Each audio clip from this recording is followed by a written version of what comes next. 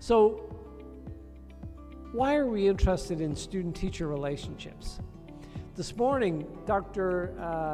Taylor gave a talk about sort of friendships, and a lot of it, if you listen to sort of a different level, was about interpersonal relations and how people get along with each other or don't get along with each other, how they become friends, how they support each other or don't, how they listen to each other or don't. And so in reading and working with my wife on her book, I became sort of more interested in the social psychology of teacher preparation, how we prepare teachers to work on social emotional learning of their students. And it also made me think a little bit about sort of three other reasons for being interested in student-teacher relationships. My personal experiences. As you may have heard from the introduction to me this morning, I grew up in Ireland. I was born in the 50s. We won't say when, but I was born in the 50s and went to a Christian Brothers school in Ireland in the late 50s and throughout the 60s until 1972 when I graduated high school. And looking back on my personal experiences in school, and I think that sometimes this is still going on in some societies, but I had a very, very rigid education where the Christian Brothers, A, were not very Christian, and B, were not very friendly. In fact, they were downright mean, and they were downright punishing. And if you didn't learn stuff, you got it beaten into you. Fortunately, I was reasonably smart and at least could game the system by pretending to try. So I managed to survive high school and graduate and go on to college, first in my family to go to college and so on. But many of my friends really experienced school as a very negative memory. 2 years ago, we had our 50th high school graduation that I actually organized from the United States. And we decided that we would kick it off by meeting outside the school. And so a bunch of us met up outside the school, and I said, okay, well, let's go in and just sort of wander around and see, recall stories of what we did here, there, and everywhere. And some of my high school friends did not want to cross the street to go into the school.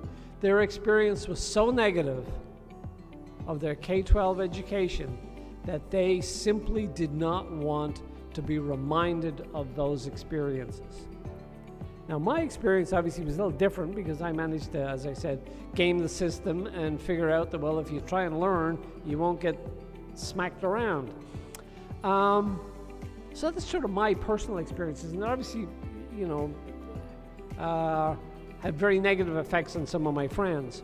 Working on the book solidified my interest in social emotional learning. It's becoming more of a thing in the United States, although more of a controversial thing nowadays. And last, when you think about school and the purposes of school, it's not just about the academics. It's not just about teaching kids science or to read or mathematics or whatever. It's about social development. It's about becoming a functioning adult with responsibilities for a job and so on in society. So, the importance of student-teacher relationships, lots of studies have shown that good student-teacher relationships, and we'll talk about what that means in a minute, good student-teacher relationships have several positive consequences. One, reduced conduct problems. Again, my personal experience, if you got on the wrong side of a teacher and you got in trouble, well, you were more likely to continue to get in trouble, and the problem spiraled up. It just got worse. Your relationship with the teacher got worse over time, not better, because nobody knew how to defuse the situation. The teacher wasn't trained to do it, and certainly the middle schooler, the high schooler, we didn't have the competence to do it. It does increase, positive student-teacher relationships do increase academic achievement.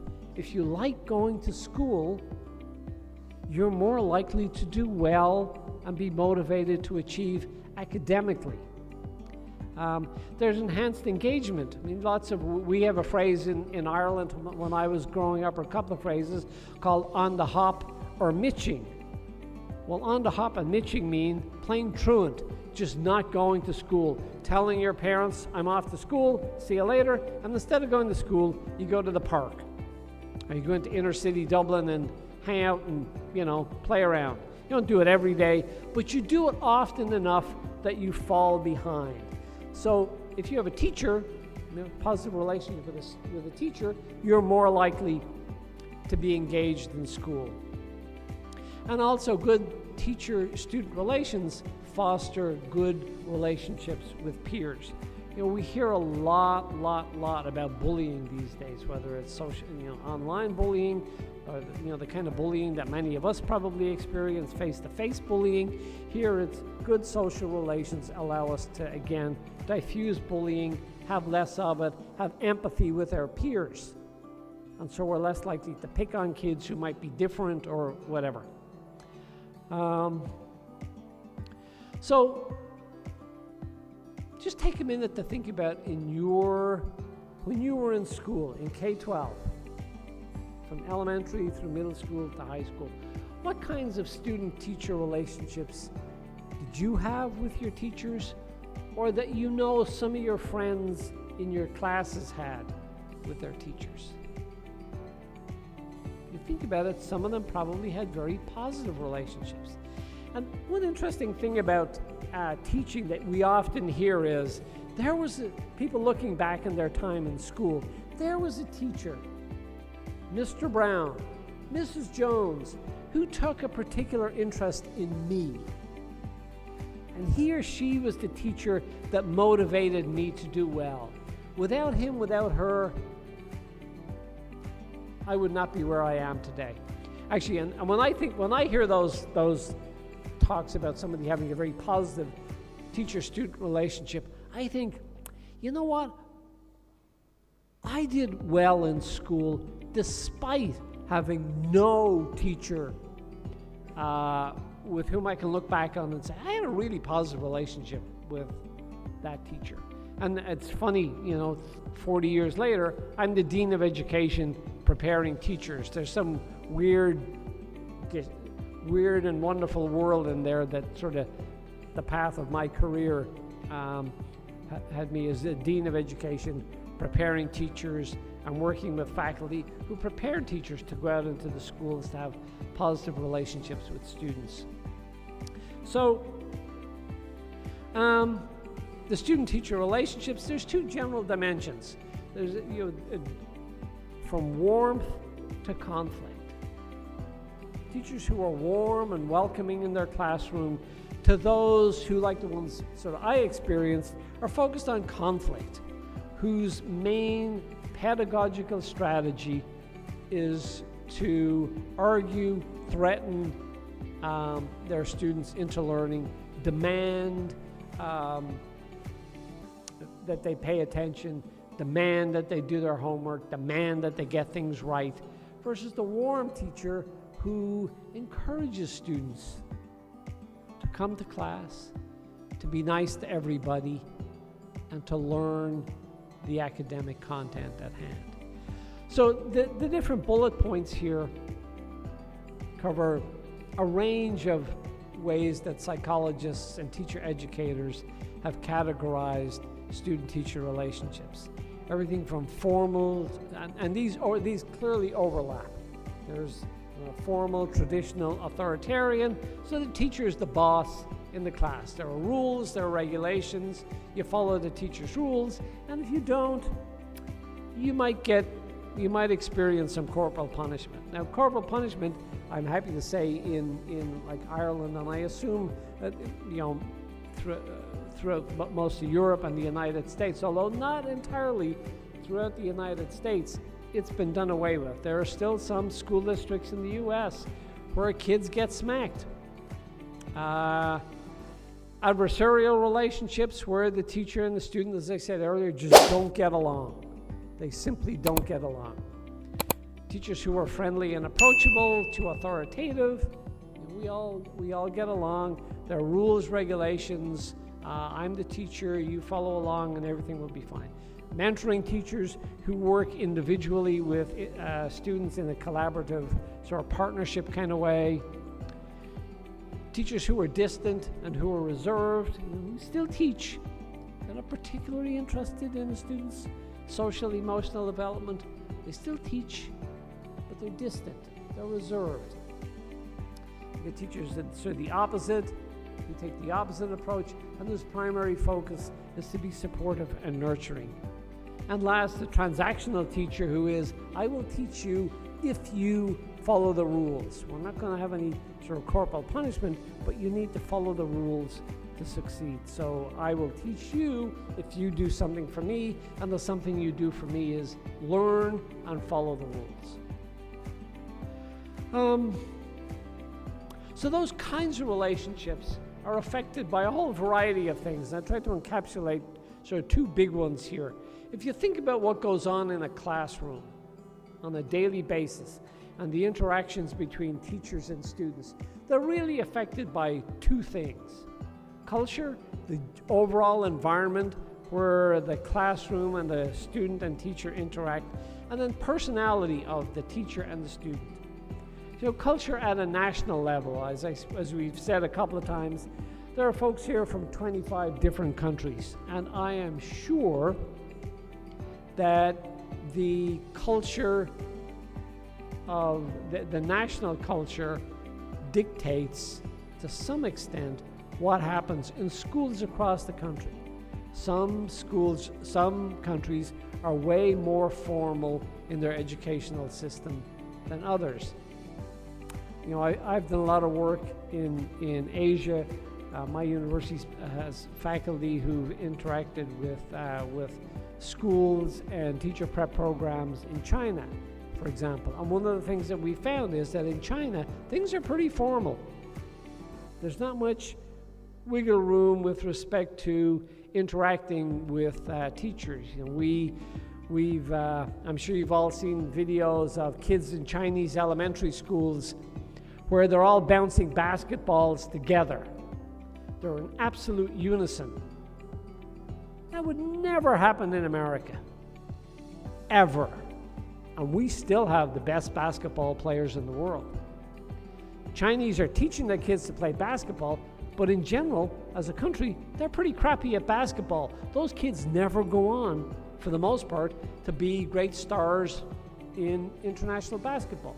And there are lots of examples of that. You know, there's another sort of anecdote that goes around the teacher prep world where in some countries, if you ask in elementary school, you know, what is 2 plus 2?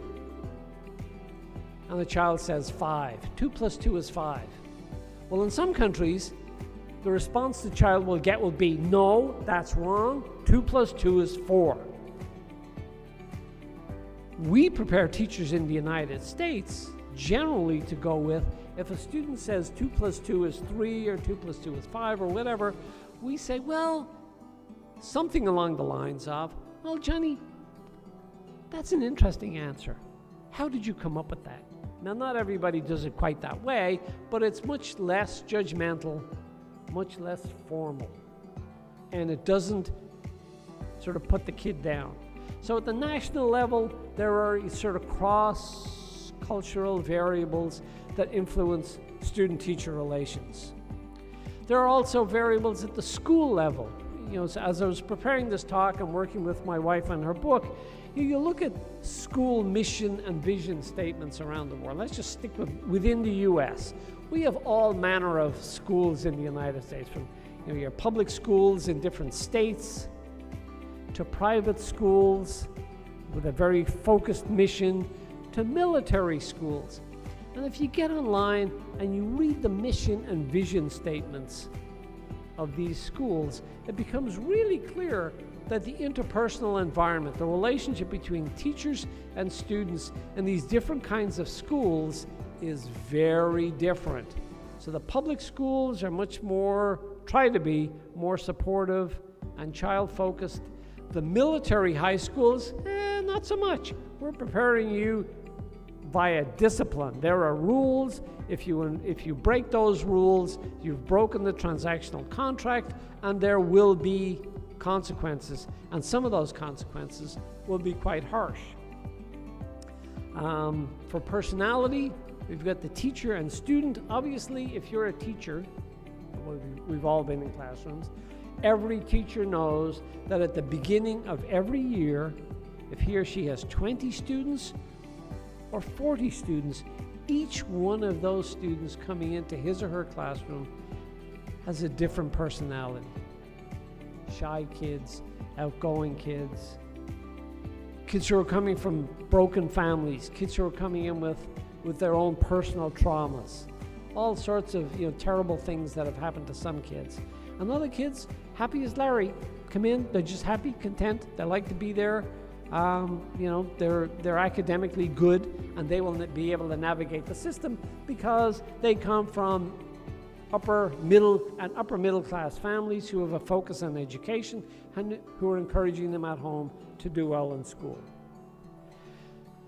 This little map here of the world is my local school district, and you can see the star off there in the western part of the United States, Greeley-Evans, School District 6. We have 20,971 students in the school district. Most of the kids are American.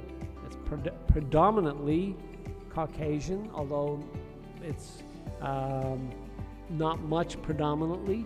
There's probably maybe 51% Caucasian, and then there's a significantly large Hispanic population. Not too many Asian kids and not too many African American kids. But we have kids from around the world. So as you see, there are 328 kids from Asia. And I know we have in the school district kids who have left war-torn parts of Asia and who have experienced all manner of trauma. The same with kids coming from Africa. There's a group of Ethiopian kids from Eritrea who've experienced war and who are coming to school with their particular cultural background and the trauma they've experienced in their lives.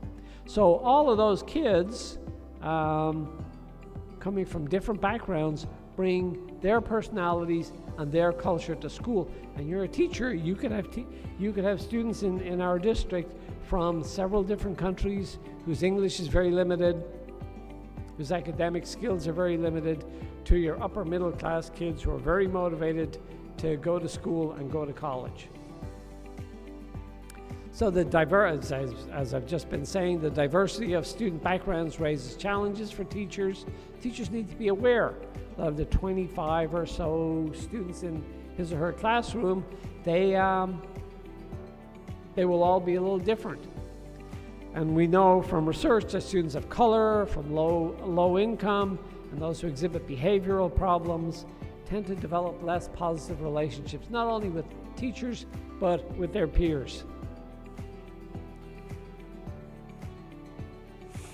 So how do teacher-student relations affect students? Well, we know that in general, there are three ways. If you think about it,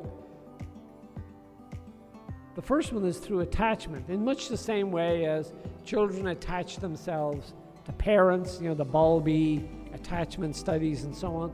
We also know that students attach themselves to teachers. And sometimes those teachers are willing to accept that attachment, and other times they're not. So teachers, as we say here, teachers are secondary attachment figures for children and help them feel supported and safe in the school environment.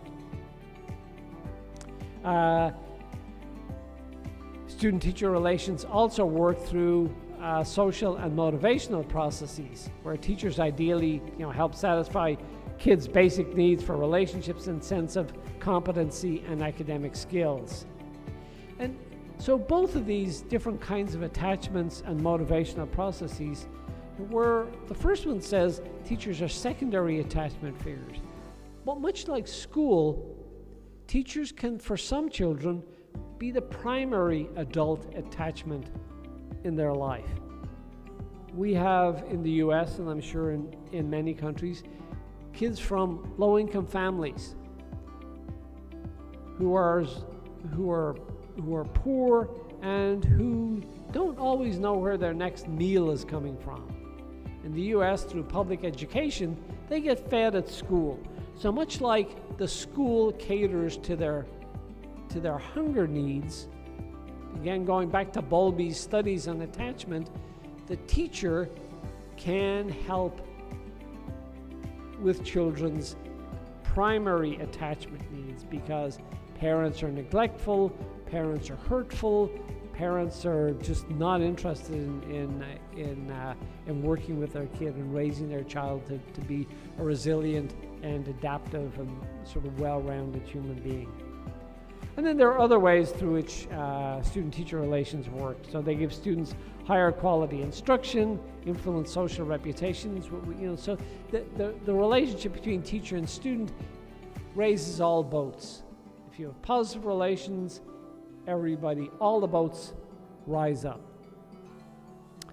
How do we measure? Well, as you might expect, we measure. There are several studies out there about how to measure the quality of student-teacher relationships, and most of them are question-answer forms where we use a frequently used instrument, the student-teacher relationship scale, where there's 15 items that teachers complete for each child. So for all 20, 25, or whatever many students in the class, a teacher will respond to, I share an affectionate, warm relationship with this child, on the scale of, I think it's 1 to 10. So, yes, I do, or some variant of that down to no, I don't.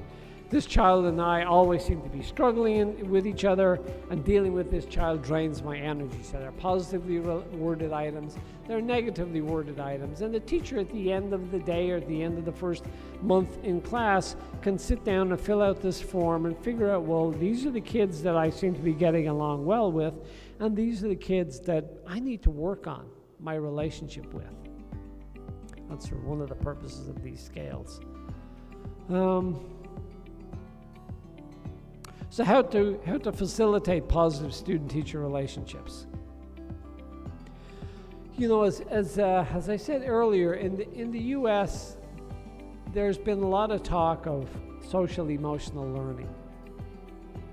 Children nowadays, we find that, it's that old story where we keep saying everybody needs to put their phone down and have a conversation.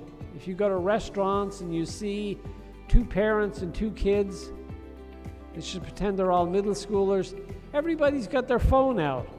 Nobody's talking to anybody. A few weeks ago, my wife and I were in another part of the U.S., and we were coming down an elevator or a lift, and there were 2 parents and a child in the lift. And the 2 parents were each on their phone. The child was probably 3. She did not have a phone, but she was tugging at both mom and dad's, pant legs or skirt, trying to get their attention. And all mom and dad could do is just look at their phone. They never put them down. So one of the things that, in terms of how to improve student-teacher relations, is to have intentional efforts to improve the bonds between teachers and students through teacher reflection, filling out those surveys and thinking, okay, I need to work better on my relationship with this bunch of students. Spending more time together with students and searching for shared interests. Reduce problem behaviors in students through behavioral training of students, professional development of teachers. So this is a critical one, the professional development of teachers in classroom management and child-directed play therapy. So as a teacher, I don't know how many of us in this room are teacher educators, but when it comes to educating teachers for the K-12 system, it's not just that we prepare teachers to teach English or to teach math or whatever it is. We also need to prepare teachers to work individually and severally with the children in the classroom. And that means having teachers reflect on their biases, how they come across to other people. When we send student teachers out to student teach in the classroom, we send observers out. And those observers don't just have them reflect on how they teach the math curriculum, but also they have them reflect on how they're interacting with their students. Are they smiling? Do they smile to Mary, but not to Peter? Why don't they smile to Peter? Why are they smiling to Mary? What's the difference? What's causing the lack of clearly objective support to Peter? So there are all manner, if you look it up, there are all manner of programs, training programs for teacher candidates in social emotional learning, social emotional development, developing and enhancing interactional skills, and so on. They can be fairly easily built into the experiential component of student-teacher programs. It's not that hard. What is hard some of the time is how to respond to parents, some of whom will say things like, I don't want the teachers teaching my kids to be empathetic. I don't want the teachers talking to my kids about social emotional learning, because sometimes it brings up tricky topics like students who are gay, who are LGBT, whatever. So suddenly now we're talking about being friendly to other students who are different from them, or bringing up, having conversations in the US about history and how history was played out. There's a whole group in the United States who would like to absolve the US of our history and slavery. It's like, it was all good. That's in the past. It's in the rearview mirror. It is if you're white. It's not if you're a minority in the United States. So, it's not just a matter of training teacher candidates in social emotional learning. It's also helping them navigate with parents. So, it's about 5 to 5. Yes. So we know that teacher-student relationships have a positive effects on students, and these relationships can be facilitated with attention to bringing teachers and students closer together and to resolving issues of conflict.